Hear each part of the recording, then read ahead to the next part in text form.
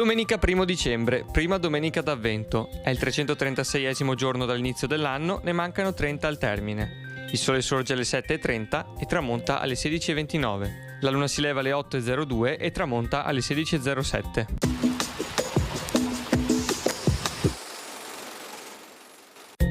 A causa delle gravi necessità, a seguito della guerra di Chioggia, viene sottoscritto che le famiglie più meritevoli allo Stato per offerte di persone o denaro siano iscritte nel Maggior Consiglio, divenendo famiglie patrizie.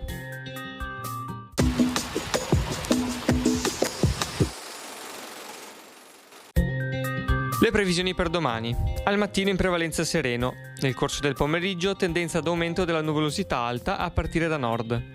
Nelle ore più fredde probabili riduzioni della visibilità in pianura e in Valbelluna. Precipitazioni assenti.